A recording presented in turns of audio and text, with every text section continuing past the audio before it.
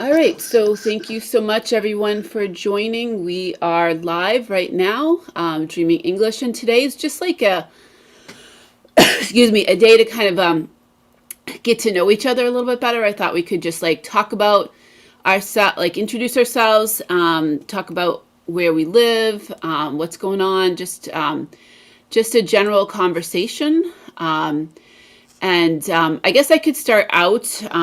So I'm Rochelle, Dreaming English, and I live in Massachusetts. And right now we are having a snowstorm.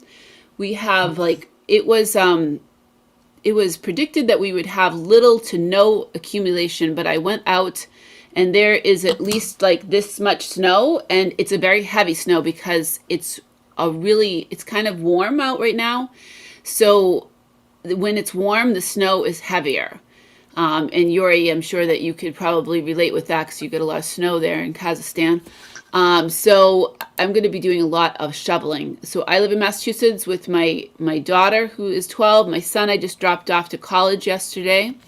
So that's a little bit about me.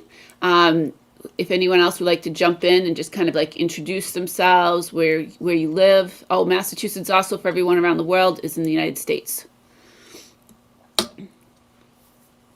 Well, I'm Luz Meli Cartaya from Venezuela. I live in Caracas.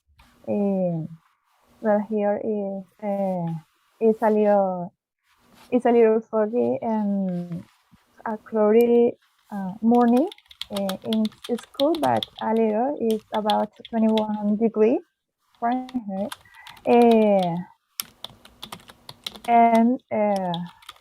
And I live with my husband.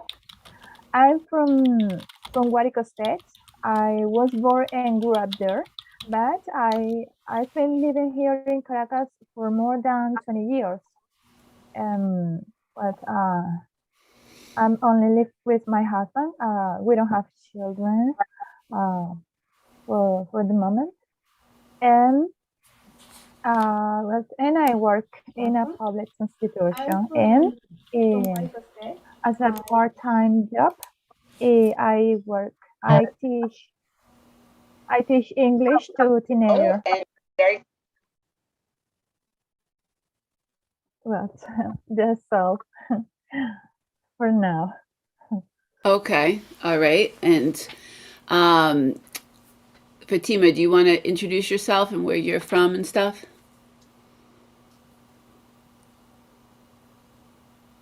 I'm not sure she.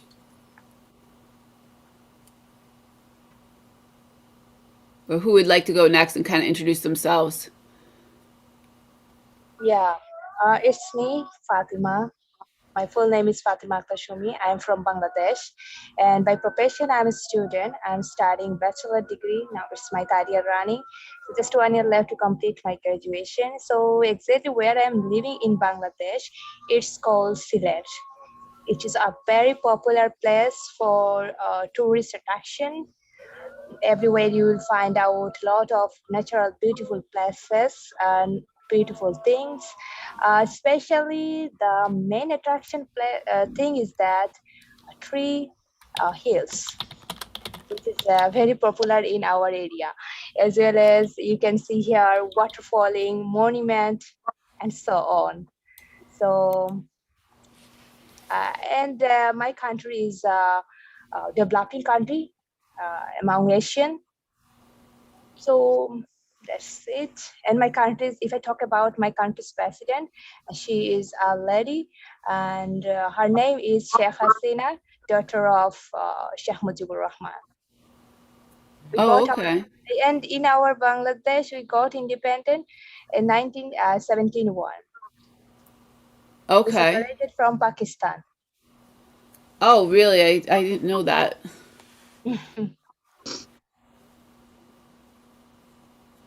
Laurel, would you like to go next? Sure. Yeah. I'm happy to join you this early morning session, for me at least. And it's 8 a.m. here, and that's not, I usually sleep a little bit longer, but I wanted to be here today.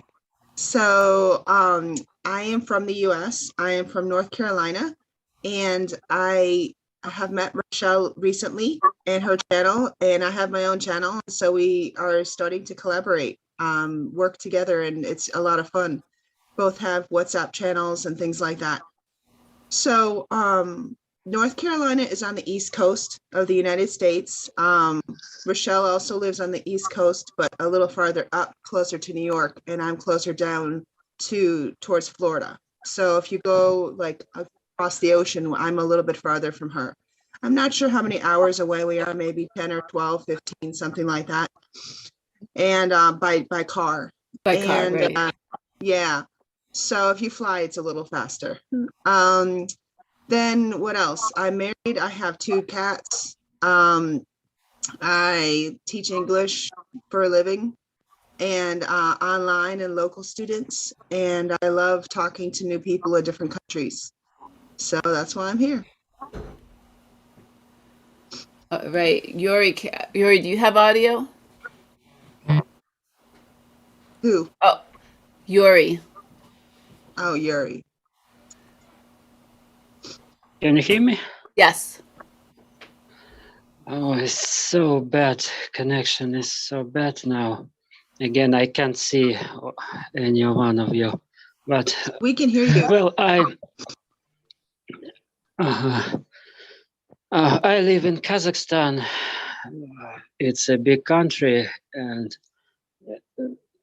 I live in the north. It's just under the Russia on the map. And I work as electrician in, I don't know how to say, boiler room, but I think it's applicable to small organization. But we have a really big boiler which heat water, and this water go to many houses. So you work in the boiler room, and the water goes to heat other houses, so it like boils the water, and then it goes to the other houses for heating. Yes. Okay. Can I apply this boiler room, these 2 words, to a big, really big organization? Yeah, I mean, I used to I used to go to a college, Fitchburg State, and they had a similar thing. They had a really big boiler room, and it would the water would go to the many buildings of the college to heat the college, and they have this like big smokestack that you can see from all the surrounding towns. It actually is painted with the college, so I think. And I used to also work in a company that had a really big boiler room, and they would have somebody like you that worked in it, and it would be used to heat that big building that. Actually, there was 2 buildings, so it was like one big boiler room that was used to heat 2 buildings. Okay, I just think the room, it's in my head, it's like a small room, but I didn't find any other definition for my organization. Yeah, I think it would be called boiler room. I mean, I'm not like a total expert on it, but I think we would call it a boiler room, and not many of us would go into it, but we like where I used to work at a company called Unum, there was a boiler room, and they would have actually like a pretty big boiler room at the college that I went to. I don't know if Laurel or Ken want to pipe in on that. I think that's what it's called. Okay. Yep. Yeah, that's what I would call it as well, as a boiler room. Good question. Basically how my house is heated is not really, I don't have a boiler room, but I burn what we call home heating oil, but it's actually diesel fuel. And I have pipes all around my house that heat water. The water is heated in a water tank, and then that water is going throughout my house and into baseboard furnaces that is like heating the house. So that's how, like, in a way, it's like a mini kind of version of what you're talking about, I think. Wow. Pretty cool. So, I think all right. we So, central heating. yeah, I mean, it's like basically central heating, but like some people in the U.S. will heat by like wood stoves, and some people heat by burning natural gas. But I burn home heating oil, which is actually diesel fuel, apparently, same thing that they use for trucks. And so I have a furnace that's has a a heating source like a fire, and then it's heating the water that's above it, like the water, and that is like being pushed out throughout my house in pipes to heat the house. Is that unusual for your area, or is that normal? Well, some people have what's called forced hot air, where they're still burning oil, but instead it's heating air, and that is quicker, and it's like blowing hot air throughout the house. And then other people are burning natural gas, but still it's going through baseboard. They're still heating water, and the water pipes are going through. They're like metal, like furnace things that baseboard and so on throughout the house. And Yeah. I don't think it's super unusual around this area. I'm sure you were from Chicago, so I'm sure people in Chicago must have that because it's super cold there in the winter. Sure. Yeah, I know it is. And I know that if you don't have a good heating system in your house in the winter, it is very cold. There It was is, and one time even I was like my house is pretty cold, even though I've had it insulated. It's built in the 1950s, but it's still pretty cold. It's like it's drafty. The windows aren't great, and that's why like you'll see me with a scarf and a zip-up sweatshirt, and sometimes the fire going behind me because it's still cold even with running the heat. And I don't keep it at a really hot temperature either, or a warm, because I don't like spending the money on the heat. So I keep it at what is about 62 degrees Fahrenheit, and I have no idea what that is in Celsius. 62 is cold. It is, but at the same time, like it's cost, a fair amount of money to heat the house. So yeah, it's Wow. cold, but I think I've gotten used to it. And I know some people will keep their house really warm and other people will keep it cold. And then it's just a matter of like what you get used to. I know my aunt and uncle lived in a farmhouse, and the water would freeze because they were just by their bedside. If they had water, it would freeze because they would only heat with the wood stove. So the bedrooms were far away from the wood stove, and they were fine. They were super healthy. So I think it's fine if you don't have like a house that's super warm. You can put on blankets, you can bundle up. Just my humble opinion, I'm healthy, my kids are healthy. Well, we keep it at like 70, 71 in the winter. Right. And so, yeah, I'm wearing a t-shirt. It actually says Raleigh on it. And because I don't need anything else. And, I'm generally hot natured anyway. And so the only time I get cold is, at night. So, but we don't, I don't know. We have a fireplace. We don't use it. We don't keep the heat at a hot place, I think when somebody has 74 or 75, that's way too hot. But I'm going to stop talking, and I think there's a couple more people that need to introduce themselves. Oh, yes. Who just joined, and I'm probably always saying your name wrong, so please correct me. Do you want to introduce yourself? And Ken, I think, too. And Ken, too. But Really? Thank you so much. Hello, everyone. Good evening from Vietnam. good evening. Do you want to tell a little bit about yourself? Yes, I would love to. Yes, my name is Hương. You can call me Hương. I put my name and my country name on my screen. So I'm from Vietnam. I am a teacher in a government university. I have been teaching marketing, economics, and international business for more than 17 years with more than 10,000 students. They are from different countries and also different provinces in Vietnam as well. Thank you so much. So the first time I met you, Laura, here, and yeah, Yuri as well. Last time I didn't meet you. And Luz Merley, right? Sorry, I'm not able to pronounce the name correctly. Luz Merley. Okay, thank you.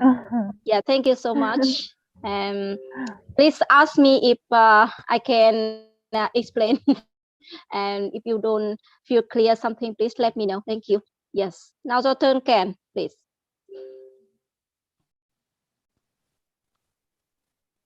Ken, are you there? Can you all hear me? Yes.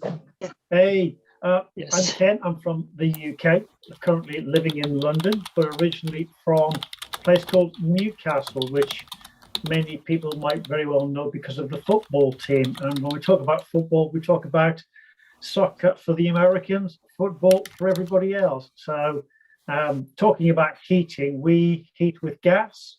So we have a gas boiler system, and I'm trying to get my head around Fahrenheit. I have no idea what Fahrenheit is. But in London at the moment, we have blue skies. It's rather pleasant, probably about 8 degrees Celsius for those who work in Celsius. Like I said, no idea about Fahrenheit. And it's a pleasure to be here, and lovely to see a couple of other native speakers as well to challenge the non-natives out there. Good exercise for all of you. Okay, so I thought we could talk a little bit, get to know each other, and then talk about some of us are learning English, and then some of us obviously are native speakers. So maybe we can talk about like native speakers, but Ken and I are trying to learn Spanish. I know Ken knows other languages, and Laurel, you speak French as well. So any case, we can kind of talk about, learning English and how that's going for us, things that are helpful and stuff. So any case, I'll start anyway. I've been learning Spanish for a super long time, and I found that the best thing for me is to like learn by listening to the language, podcasts, videos and stuff like that, and focusing on listening and really developing an ear for the language. So was anyone else want to kind of share what has worked for them for learning English or any other language that you're learning? I agree. Go ahead. I was Yeah, going Laura, to you chip in, can bit go like ahead. you. I feel I'm a little long in the tooth to be sitting down with exercise books and running through tables of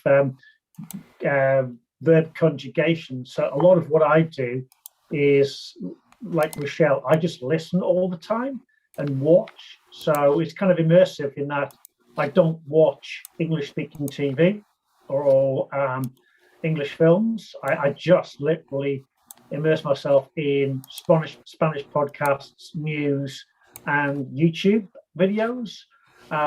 Generally things I'm interested in terms of if I'm choosing YouTube videos. So it's things which interest me, and things which are relatively short. So I keep my viewing hopefully down to sort of 10-15 minutes maximum, in which case that allows me to watch it twice if needs be, and I think also doesn't tire me out whilst I'm listening in concentrating on what's being said.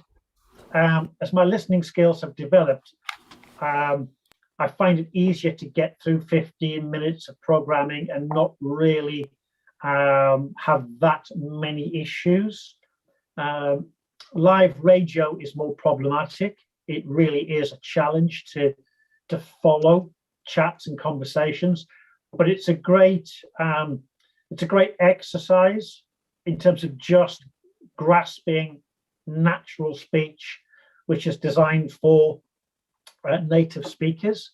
Obviously, with podcasts, they are very much designed for learners. So you have two different sorts of language being used. So I try and mix and match my listening and viewing habits to give me as big a depth and breadth of styles of Spanish, spoken Spanish, just to tax my brain a bit more and to tax my general understanding of the language. And then obviously when I get the chance, speaking with native speakers, which I think is the way most of us where most of us learn the most in terms of language is speaking with natives and realizing that we make horrendous errors just like those who are learning English. So I think, we all kind of understand where you're all coming from because we are all facing similar challenges, but with a different language. I think that's important to note because I know some of you here are learning English as a second language and And Ken and Rochelle and I are learning another language beyond English and having the same troubles that you do. So I think it's important to decide what your learning style is. Like, how do you learn best? You can learn by immersion. You just listen to the language and then you pick up what you can from the vocabulary that you know, and that's the way you start off. For me, learning Spanish, it's the same way. If I watch a Spanish movie, for example, or a Spanish clip or a Spanish song, I know maybe, I don't know, 30 or 40% of the words. And then I go, oh yeah, I know that one, I know that one, and that one. And then from there, then you say, okay, what else do I know? Or what, let me take a phrase in print and dissect it into words, you know, verb, nouns, and so on. And then you learn that line, and then you listen to the song again, and it makes more sense to you. So whether you're doing this in English or Spanish or French, you know, French, I know probably 80% of the words, I know how to speak it, but my confidence level is not there. So just like Rochelle said, oh gosh, you know, I've been learning Spanish forever, but she still maybe has some trouble with some of the parts. Same thing with me for French. In fact, you know, you have to decide that you want to learn this language, and you have to decide how strong your desire is. Because you can say, oh, I can learn it in passing, or I can learn it like casually, or you can say, no, I need to learn it more actively. You can get a tutor, or you can watch videos and, you know, do as much dissecting of the words and the language as you want to. And you decide what your level is, what you want to do. And then, of course, the thing that Ken said was talk to native speakers. That's the hardest thing, and it's scary at first, but it's fun. Yeah, same thing with me. I think Ken was saying, like, listening to different things, and I try to do the same things. I watch YouTubers, I'll listen to podcasts, I'll listen to news. Ken sent me a radio station for Spanish, and I've been doing that, music and all those different things. And when I'm exercising, I watch Netflix, but even if I'm watching something that is in English, I'll switch it to Spanish with Spanish subtitles and watch it that way, and that gives me the chance to watch something fun, but I'm watching it in Spanish. So that's what I've been doing, because I found, like, I love the fact, Laurel, that you're like an English teacher, and if we have questions on all that grammar, which is something I'm really not great on, but for me, I try to do the whole learning by grammar for Spanish, and it's not work for me. So I'm focusing right now just on the listening, and kind of learning the way that we learned our own native language. We didn't learn it by learning what was a verb and what was, like, our mom and dad weren't like, oh, you know, this is a verb and this is a noun. We just learned by listening and just being exposed to the language. And so that's how I'm trying to learn Spanish. And I've gotten to the point that I can watch, you know, telenovelas or programs. I've been watching Jane the Virgin in Spanish. I just switched it over, right? So I can understand the whole entire thing and not have to read it in English at all. Like, sometimes I used to have to first watch it with English subtitles, but now I can watch it just with the Spanish subtitles. And I think we have Julio, I think it's Julio that's watching right now, our friend Julio from Bolivia. So I'm watching the Netflix program about Simon Bolivar, and I'm watching it entirely in Spanish. It was made in Spanish, but I'm watching it without using any English subtitles, and I can understand it. So it's amazing. It really is good. And if you have a word that you don't know, do you look it up right away? Do you write it down or anything like that? You know, I don't, just because I know when I did that, it never really worked for me. It does for other people, but I would do that and I would keep on looking at all these words, and it didn't really work for me. So I just feel like the more you are exposed to a word, the more likely that it's going to stick. And sometimes I think actually using that word, like, if you hear a new word and then you, like, sometimes I'll ask a native speaker, like I'll ask my friend Alfonso in Venezuela, like, oh, what, can you tell me more about this word? And if he explains it to me, it's going to stick more than if I just looked it up, if that makes sense. Yeah. Yeah. I think you can learn two different ways. You can learn each word separately, and then you can put them into sentences, and then you can listen to the whole sentence, and then you can have a native speaker say it, and so on. And then the other way is to listen to a whole sentence and then break it down. So there, you can do it either way. You can also just listen for how much you know at the beginning, and then you can look at the words and then you can listen to it again. I also advise people to do this. Take a 5-minute clip. There's a lot of clips on YouTube for your language, your target language. And you can listen to that. You can write down things if you want to, or you can just listen to it. And then you can keep listening to it. And every time you listen to it, you'll comprehend more. So, but really understanding how to say the language is important too, because I know a lot of people have learned English, for example, but they can't speak it because all they've done is listen. So the speaking is the hardest part. It really is. I absolutely agree. I think like sometimes I get nervous to speak, but then when I do get speaking, like I have a professor in Venezuela, and if I'm taking a class with her, I can just jabber on in Spanish like so easily. But another time, it was the first time I met Ken, we were doing this program for a group in Peru, and they wanted myself and my coworker to say everything in English and then say it in Spanish, and I was just like, oh, I don't know. I was like deer in the headlights kind of thing. And Yes. Ken actually said to Jose, I think you should translate for Sharon and Rochelle, because I was just, there was so much they wanted us to talk about, and then to say it all in Spanish. And I was like, ooh, I Yeah. don't think I can do that live to a group Yeah. of like, I don't know how many people we had in that. So Right, right. What do you guys think? Do you think it's hard to Yeah. speak in English if that's your second language? In my pragmatic understanding, when I thought that whenever I start to learn English, it was too difficult for me to catch a native speaker. So what I did at first I learned some basic grammar about English. So those I learned from my teacher, and then I thought that I know some grammar. So now I have to start my speaking. I have to make sentence to speak with other. Good for you. Yeah, it was really difficult for me at first because there were no any speaker that I will speak with them and I will do my practice with them. But I didn't stop my practice. I did it with myself, standing in front of mirror, as well as as well as when I would go to bathroom. That moment I would talk with myself, standing in front of mirror. This kind of thing I would do at alone, staying at home. Because it was too difficult,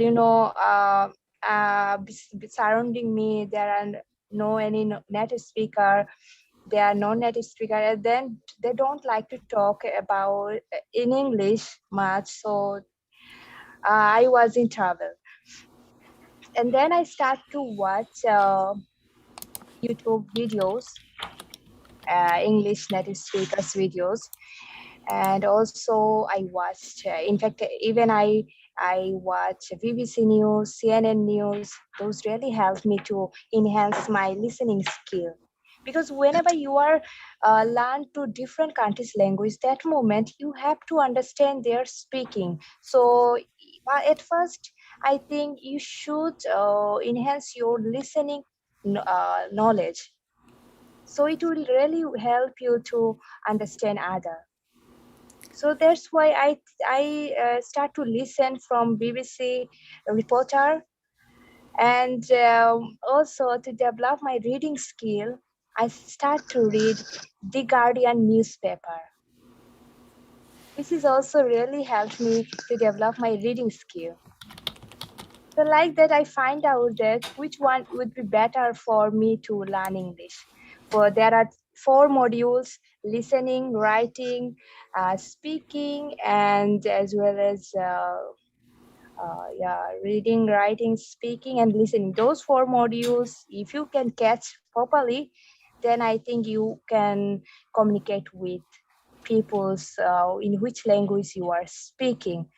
So my intention was that I will learn English that I can communicate at least with a native speaker, because it is my first priority that I will talk with them and they will understand me. I will understand them. So I will know about their culture. I will talk about my culture, and I will share everything about my culture, whatever is happening here in my country. So this is my intention to learn English, and the way I said, yes, it was my learning process, the first to last, and still I am learning by listening native speaker. And I also here I am getting chance to talk with native speaker like Rishal, Laurel, and Ken. So it's really plus point for me. It's I an like what you important said. step. Go ahead, sorry. I was just going to say it's an important step. I know some people have said to me, I've never spoken to a native speaker before, and I was scared, but you're easy to talk to, you know, or something like this, right? So it's a big step to talk to a native speaker, especially on the live here. So good for you. And you know, I want to point out, like a few weeks ago, Yuri actually came on the first time live and spoke to people in English the first time ever, because there's really no one to speak to in Kazakhstan to speak English to. And he did awesome. Like you would never have guessed. I think any of us would have guessed that he never had spoken aloud to another person in real time. So that was awesome. I thought that was really a cool thing. And that was just less than a month ago that we had our conversation.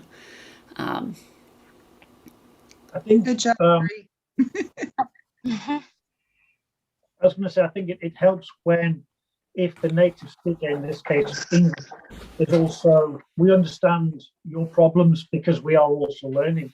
So we're very much attuned to probably being a little more patient with non-natives, because we know we have the same issues.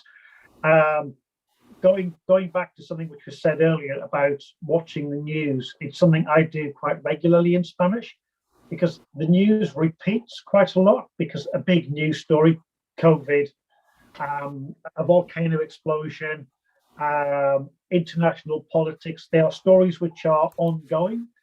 And as a consequence, you constantly hear the same words come up and again and again and again.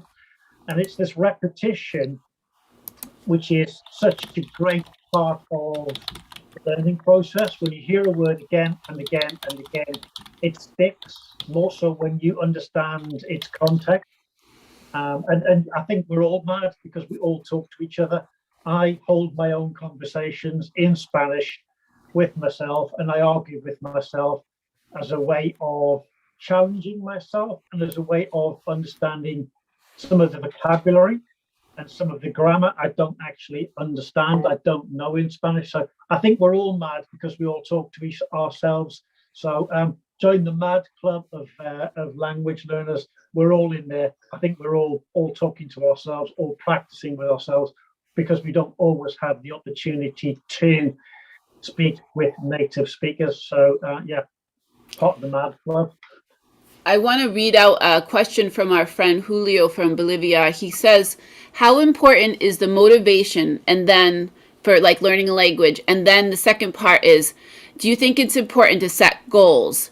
He says, I mean, what do you, let me see, I just want to communicate. So basically his question is like, how important is the motivation, and basically, what do you think of the importance of setting goals for learning a language? If anyone wants to like speak to that. Yeah, I think he's right. I think if you want to just communicate with people around you, daily life, it's going to be simpler than wanting to become a teacher, for example. So you have to start with the beginning, which is daily life, living, simple conversation, simple vocabulary. Then you get your feet wet with that. And then you start going through more complicated, now I'm not just giving answers to questions I know, but somebody's going to ask me a question I don't know, and can I answer that? And then you go beyond there.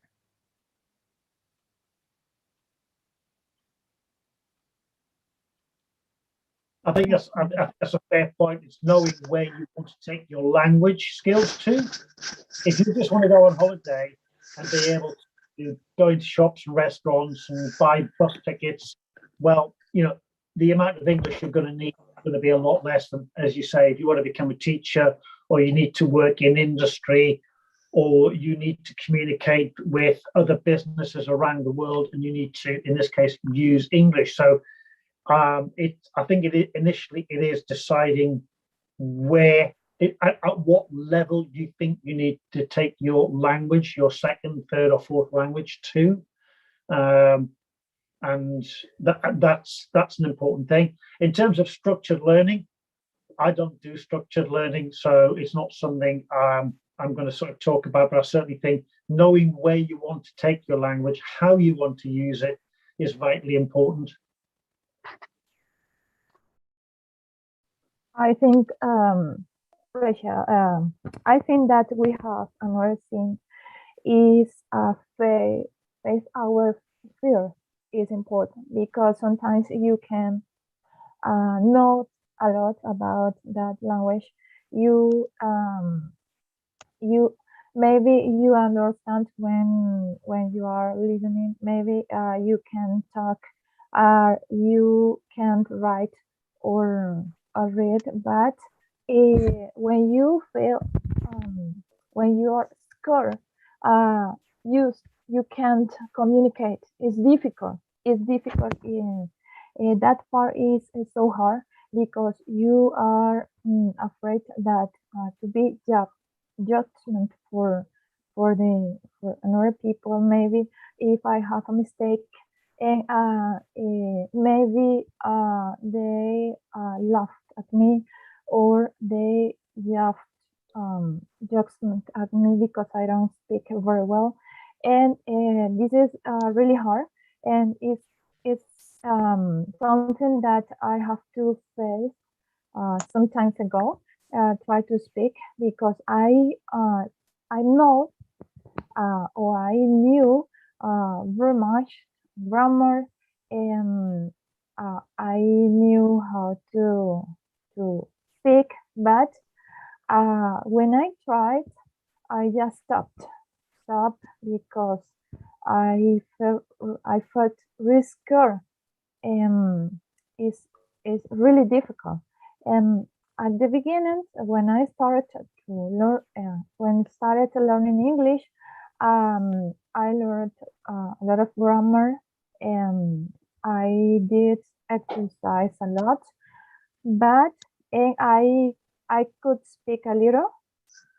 But when I hear someone, especially native speaker, I couldn't understand, because I didn't have my ears developed.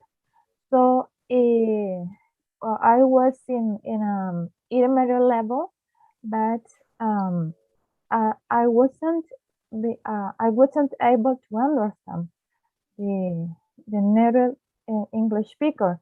So it was a challenge with me. It was a challenge. So I realized that I have to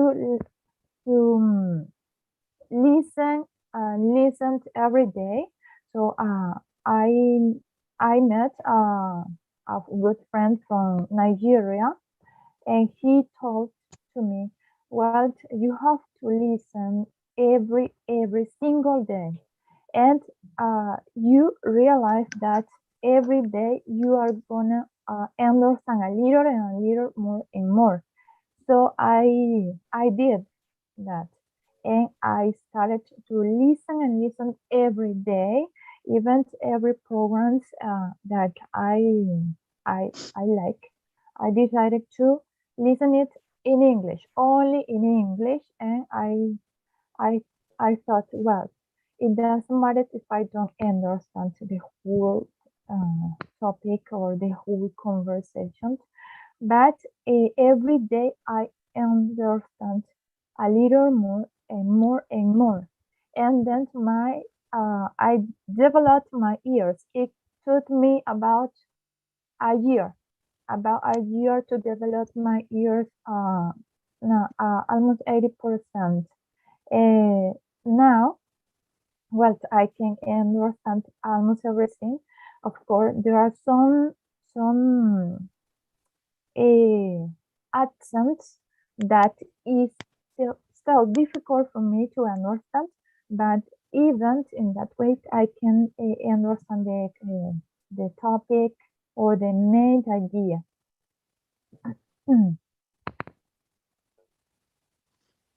Juan, what do you think? Let's hear your opinion. You're a teacher, right? Yeah, thank you. Okay. Okay, so No, yes, continue. okay, thank you. So actually, to be honest, I have heard a lot of things from you here on the matters and like ways I have uses and experiences in my life with like more than 20 years learning and practicing English. With all these things, you have talk. But here, for myself, with the big changes and improvement in my life, that's I could like organize and prepare some meetings to talk and communicate with my participants from different countries. So it's kind of thing to help you like a move out of your comfort zone. When supporting and assisting people, you have to like prepare good documents and a lot of things to practice with them. So it's a really amazing thing, you know. So it can help me have a big change in my life. And apart from that, I think that we also need to build up good habit, positive habit. For every day we listen, we keep listening and talking with people in English. Yes, I agree with you as well. But we should be like an active listeners. Like you should note down, we should note down, and also don't be afraid of making mistakes when talking with people around you, or especially with native speakers. And just imagine that. When you are talking in front of them, like they will talk like your mother tongue before you, so you put yourself in their shoes and something like that. So don't be afraid of, don't hesitate when making mistakes, and people will have a chance to correct you and to let you know, so you can be better in the future. Yeah, so and finally, I think that we should enjoy our learning journey.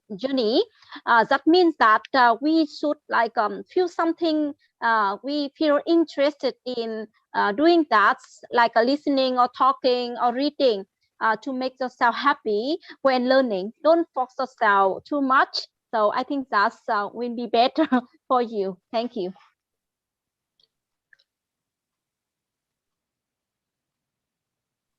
I want to like speak to what Luzmila was talking about and everyone else with the listening. It kind of goes back to what I was saying earlier. There's something called comprehensible input method, which talks about like listening to the language, and really like learning the same way we did our own native language, and developing that ear. Because while you started out learning the grammar, which I'm not going to say grammar is not important, people have to take tests to come and study in the United States if they want to. They want to take tests, they're going to have to know the grammar. But if you want to actually communicate with people, you need to be able to build that ear for the language and become more fluent by listening to not just like 10 or 100, but actually thousands of hours to the language that you're trying to learn. So it just goes back to kind of like reinforcing that. And when I first started learning Spanish, it was all grammar, book grammar. That's how we learned. We didn't really speak a lot. And if I wanted to listen to the language, I would have to go to the library and maybe get records or then little tape cassettes. I think we had a chat about this a few days ago of the cassette tapes, and then CDs. But now we have our phone, which we can use the phone, and we can listen to podcasts, we can listen to news, we can listen to BBC, we can listen to all this stuff.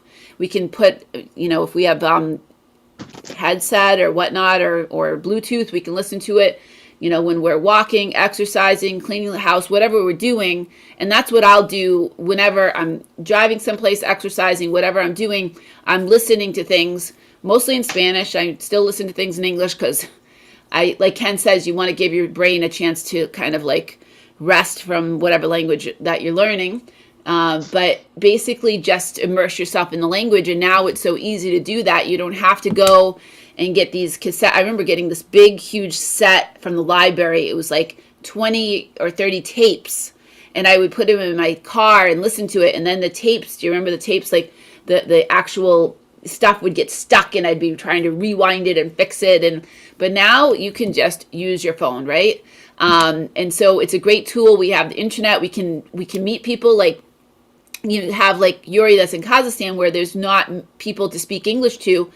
I can speak Spanish to people, my coworker, she's from Panama. I have other coworkers from Cuba and all over the place. But sometimes if you're trying to learn your language, there's not somebody in your country that is speaking that language. So now you can meet people on the internet and have these conversations like we're having now, which, 20, 25 years ago when I was in college, which I guess has been a while, right? There wasn't that opportunity to do that. Yeah, I think you're right. Oh, yeah. I'll just make a quick comment, then other people can talk. But I often tell my students, find an example of somebody in a movie that's learning English. So Spanglish is a great movie if you guys haven't seen it. It's got Adam Sandler and Paz Vega and some other famous people in the United States. And it's almost like a cultural divide. She said this. She lives in America and she doesn't speak English. Then she needs to step over that line, that divide that separates the Spanish speaker from the English speaker, and understand that, there's more opportunity if you know English in America. So her daughter was getting older. She's like, I have to get a job with a white speaking family. And she decided to become like a nanny, somebody that takes care of somebody else's kids. And so she stepped into this very rich California house, and she had to learn English, and she didn't understand enough to communicate very well.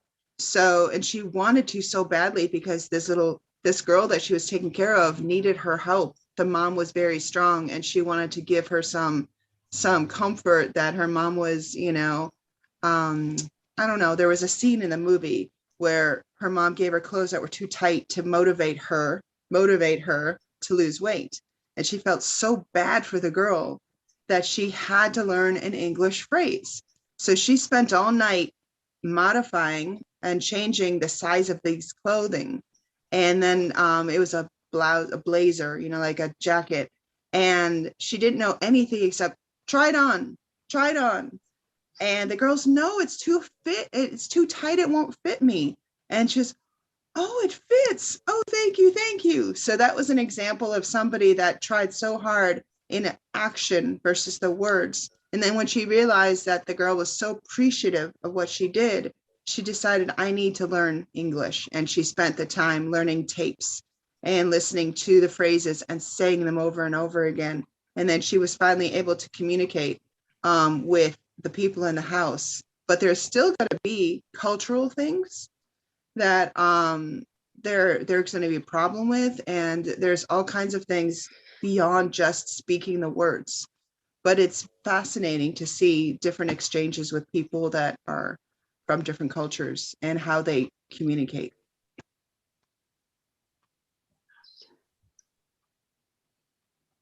So Laura, Yeah.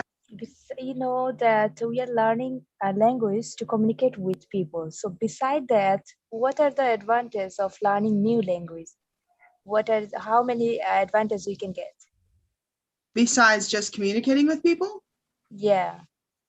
Oh, there's many things. You can get a job because you have English skills. Mm-hmm. You can communicate with, you can write books or read, Yeah. better. You can do so many things. It's just communication is the first thing.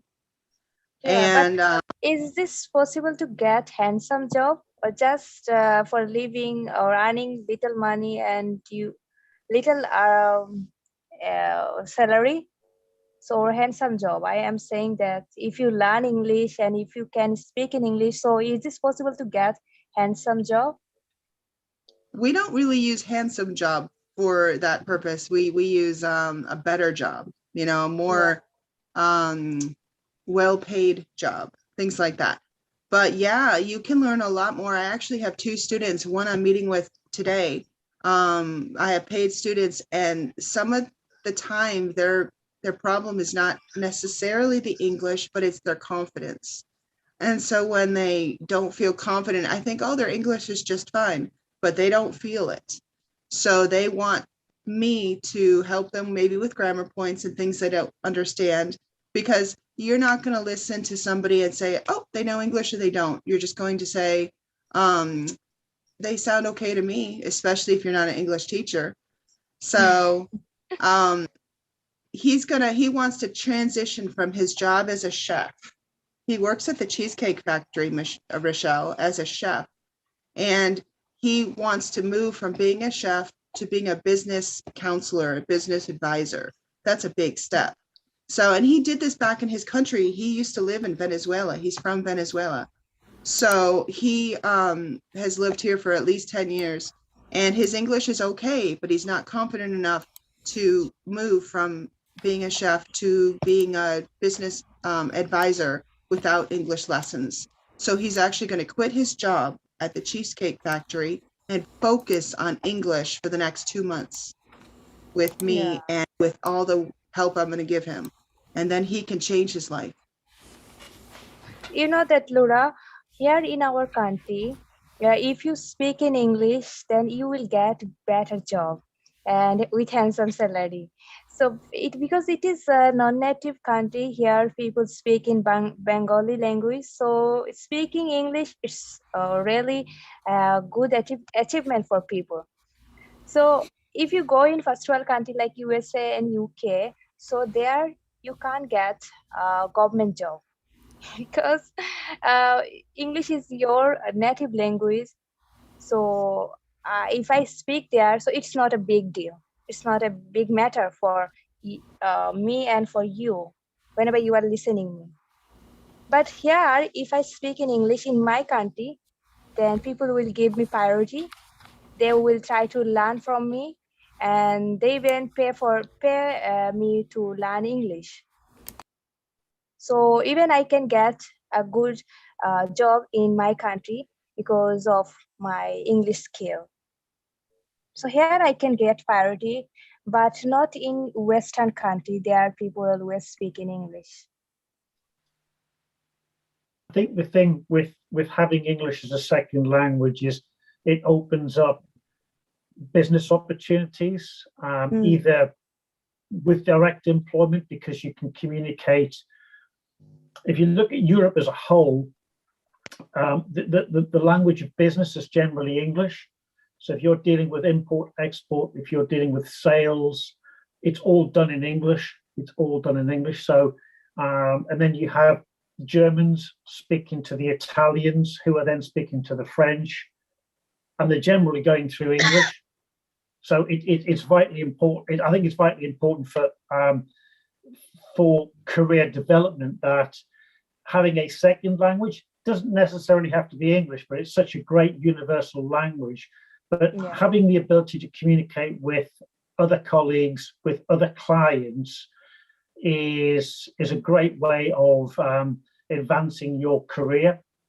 I mean, I'm going to use English. I mean, for me, Spanish is a great second language because of so many countries where I've used it, and they've not necessarily been Spanish-speaking countries. I've spoken Spanish in Japan. I've spoken Spanish in France. I've spoken Spanish in a couple of the old Eastern European countries. And you think, this is the strangest language to be speaking there. But having that extra language just does open up the possibility of finding somebody. And this is what I say to everybody on these forums, I don't speak your language. I don't speak your language except Spanish. So to come across somebody in a foreign country, which I do quite regularly when I'm traveling, who speak English, I just go, thank you, my lifesaver. Otherwise, that's just being super selfish, but just finding people in other countries who speak English is a massive lifesaver. And the reality is, potentially that person may also not be a native speaker. They may be French, German, Italian, Spanish, Russian, and then English is just that universal binding language which allows you to communicate. So I think obviously English is probably the primary, then secondary would be Spanish in terms of international languages. But yeah, thank you for learning English because you make my life easy. So big thumbs up on that one. I want to read off Julio from our group. He's in the chat and he's saying, excuse me, learning another language is just communication, getting a better job, or you also get to know another country's history, which is what you were just saying, and other culture. So like, is it just for communication, or is it also to learn another country's history and culture, which I think that's one of the things you were just alluding to. And so his other part of the question is, do you have to discover something new in order to, I'm trying to get this right here. So you have to discover a new way to like see things, I think is what he's trying to say. Like, and what you also said, I think I said this before in other chats. I watch one of my favorite YouTubers is Lucito from Mexico, and he goes all over the world, and he does all kinds of like travel documentary type of stuff. And obviously he speaks Spanish in his videos, but when he is in India or Pakistan or anything, and he's talking to someone in Pakistan or talking to somebody in India, he's not speaking to them in Spanish because they probably don't understand Spanish, but he's speaking to them in English, and his English is perfect. But that's the point of the matter, is that it's like this universal language. It's used in business and science. If you want to be a pilot, you have to speak English. So it's going to open up new worlds. And then speaking to Julio's point is like, I've been learning so many things about people's cultures. And I just learned from Fatima the other day that Friday is the weekend day in Bangladesh. And I was like, oh, is it not Saturday and Sunday? So it's like learning new things, that I actually shared that with my daughter, and something that we didn't know. So I'm really, really enjoying learning so much about all of you and all the different cultures and countries. Mm-hmm. Yeah, it's true. By speaking with one another, we can learn different cultures, which is really important.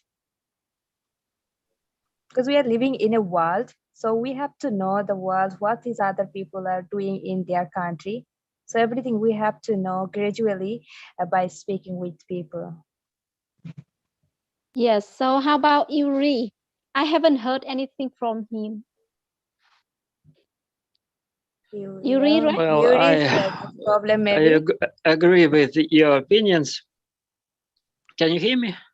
Yeah, Yes. I can hear you. Do you hear me? Yes, we can hear you.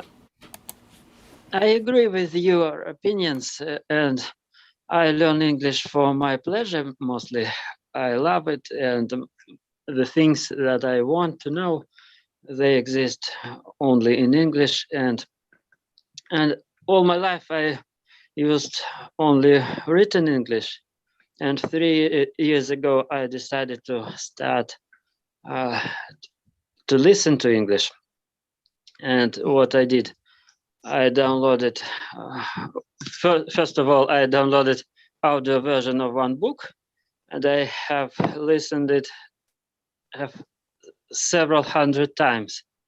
And I walked with my earphones in my ears all the day long, every day, and I listened to the English speech.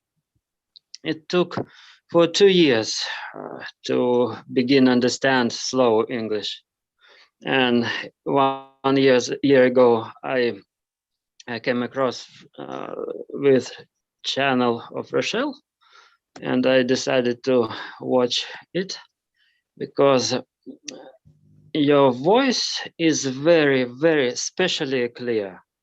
You have typical American accent, but somehow you speak out all the sounds, even if you speak fast.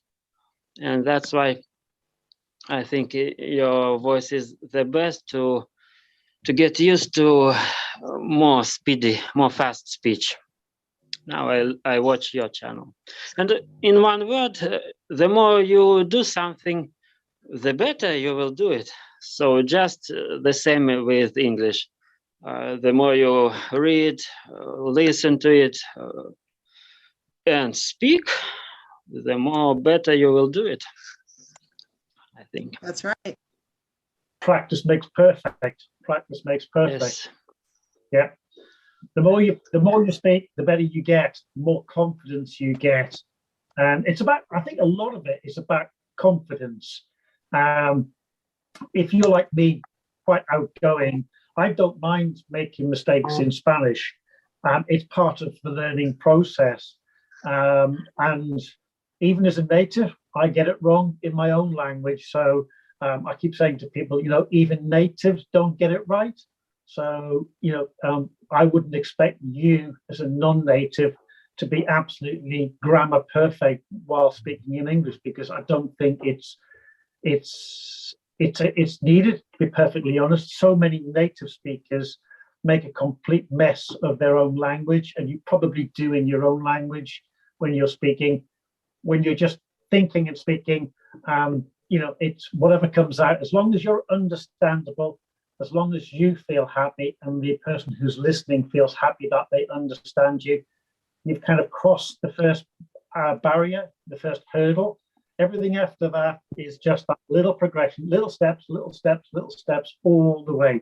So yeah, confidence is the big thing, I think, with speaking. And there's something in Spanish which is sin vergüenza, not to have shame. Don't have any shame. Just remember, I don't speak your language. As I keep saying, I don't speak your language. So if you speak to me and you make errors, you don't get things perfectly correct, I'm not going to be able to come back to you and say in perfect Russian or perfect Italian or perfect German, oh, actually, this is the way the verb is conjugated, because I can't. So I really rely upon you guys learning English and doing your best. And that's all you can do, is do your best. Yes. Yes, you're right. So, you know, one more thing I would like to share with you that I usually remind my students that when you can speak and you are good at English, a lot of opportunities ahead. They are like waiting for you. So even, you know, like as young learners right now, they are looking for their partners as their friends, international friends. Why not, right?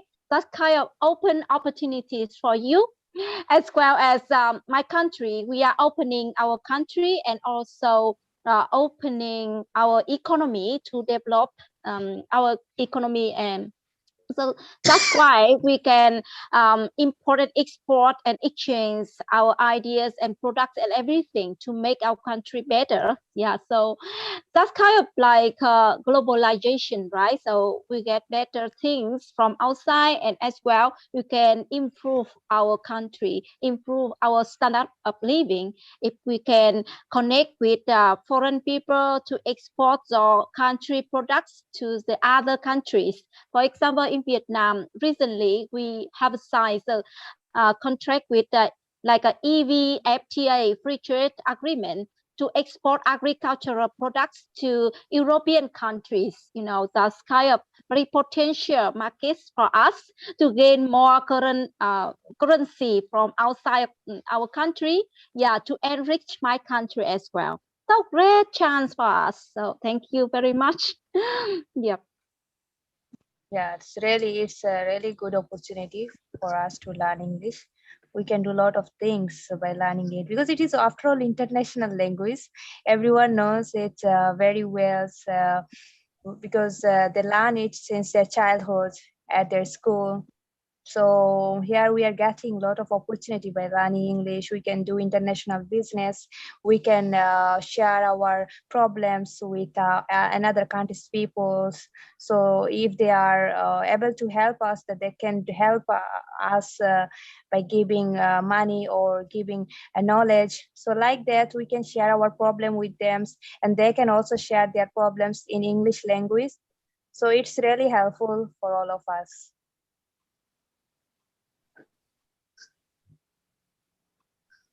And I it's think wonderful important. that. Go ahead, Ken. Yeah, Go ahead, Yuri. Ken's off. Go ahead, Yuri. I just wanted to say it's a wonderful opportunity we have now to talk as this. 30 years ago, I wouldn't imagine that it can be possible to do that, to speak with the US and UK with native speakers as we do now. That's unbelievable. Yeah, that's absolutely right. Yeah, I just wanted to say that I think whatever works for you is the best thing to do. So if you like talking to people live, then find a place to do that. You know, whether it's YouTube Live like this one is, or whether it's a chat group like WhatsApp. Dreaming English is Rochelle's WhatsApp, and Laurel's Learning Lab is my WhatsApp group if you want to look for it. We also, I think, at least I have a YouTube channel, I have Instagram and a Facebook group and things like that. So whatever works for you is where you want to go. And if you want to learn English every day, you can. There's also Chatterbug, which I put on the chat. Chatterbug is an app that I just learned about, and it's free. And you can listen to live speakers and you can participate when they're speaking, but it's on a platform. So it's kind of cool. It's kind of like, I don't know, a live plus learning. It's really neat. There's also some other ones too. I've seen Cake, which has little videos.